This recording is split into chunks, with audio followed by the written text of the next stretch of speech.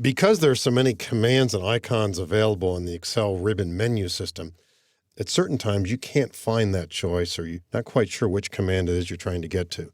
The right mouse button is particularly handy in Excel because it gives us what is called a shortcut menu. Suppose, for example, in a worksheet like this, you say, I know there's a way where you can add a new column in here. Not quite sure where to go or where we can find this. So you might go to the Insert tab and not see anything there that indicates what you want. Maybe you go back to the Home tab. Maybe you just can't see it or you're not quite sure what to do.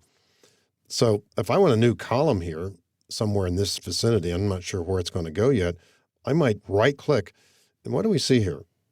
The shortcut menu gives us an abbreviated list of some of the many commands available in the ribbon. Maybe it's not obvious. Maybe insert is what we want here, but at least we've narrowed down our list, and that does sound like it's going to be right. So let's click Insert. It looks like that's what we wanted to do. Now, I'm not going to complete the action right here, but it reminds us at different times that we're not always sure what it is we want to do.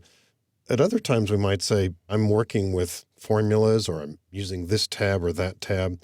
What if I want to change the look of some of these cells here? Do I have to go back to the Home tab? Maybe I want to change the appearance of these cells right here.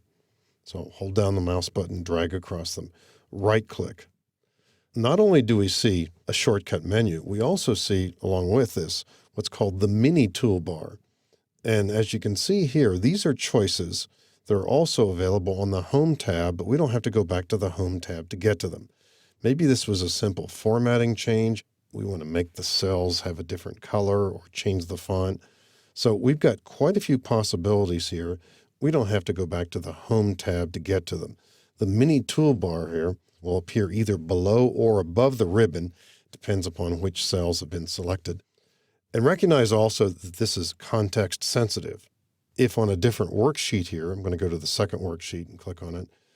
If I want to make some changes to this chart, I'm not quite sure what it is I want to do with it, I'll right-click and get some choices. Now, this is a totally different menu than what we saw before because we're now working within a chart. So maybe these are some of the things I might want to consider doing.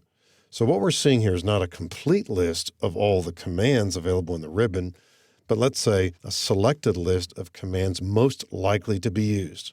And here the mini toolbar looks quite a bit different as well too, because we're working with charts.